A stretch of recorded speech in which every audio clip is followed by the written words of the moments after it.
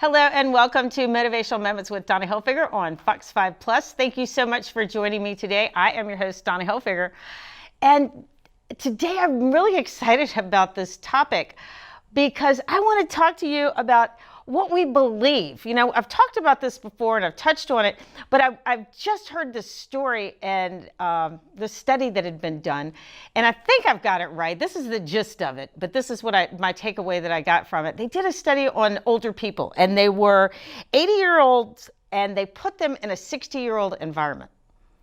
And not only did they put them in a 60-year-old environment, everything in the environment, the music that they played, the TV shows that they showed, the decor in the place. They rolled these people in there in wheelchairs, people came with canes, and by the end of their stay, I've forgotten how long they were there, maybe a week, but by the end of their stay, these people, in their minds, it took them back to age 60 to the point of where they believed they were 60 years old. Some of these people got up out of their wheelchairs and were actually physically walking around. A lot of them put their canes down and didn't need their canes to walk because of the environment they're in.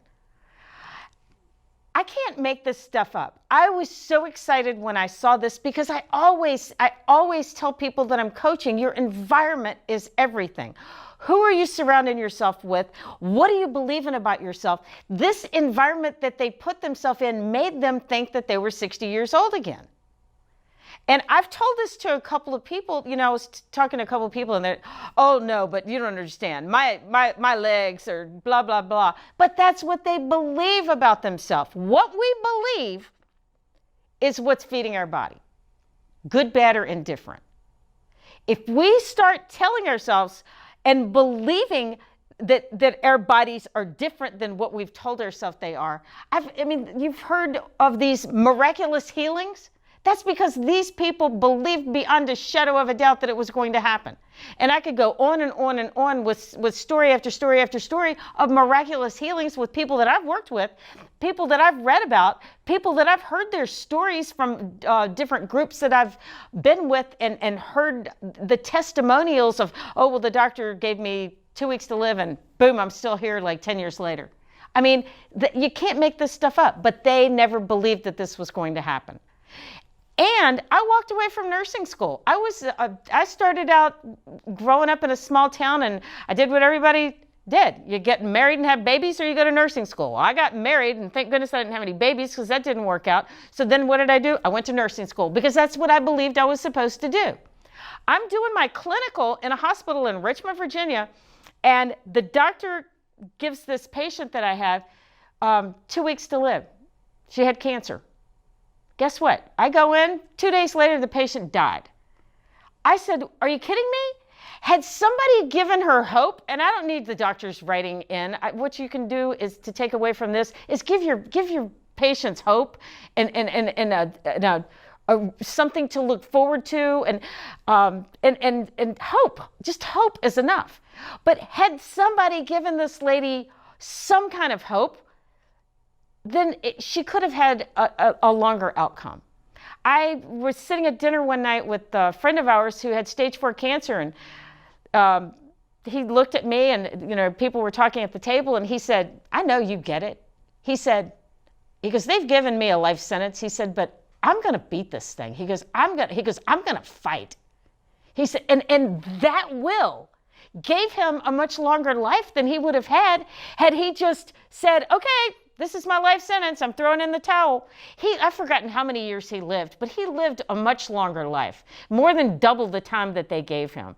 I think it was like 4 or 5 years. But I've seen so many people like that. And the reason I'm talking about the physicalness is because sometimes it takes a physical immobility in us to get our attention. Let's don't carry it that far.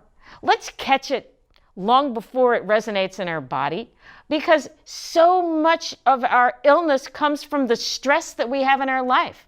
When our bodies start physically breaking down because of the stress that we're having in our life, then it's too late. Then we're going to have to start really playing catch up.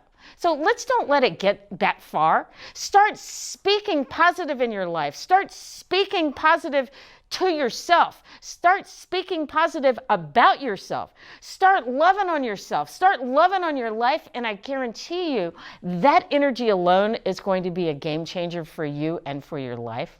Start speaking positive to the people around you, and they will start speaking positive to you. Because I can't say it enough, whatever we put out there is a direct reflection of what we're going to get back based on the law of attraction. We're all practicing whether we believe it or not. So if we're putting out there bad juju, we're getting bad juju back. If we're putting out there good stuff, we're going to get awesome and amazing stuff back in our life. I hope you get a great takeaway from this today, because this is a biggie. I see this with so many people, and I've worked with so many clients who instantaneously healed by healing their thought process. So continue to write me in. I do want to hear your story. I love reading them, and I'd love to tell them on air. Donna@DonnaHilfiger.com. Have an awesome and amazing week.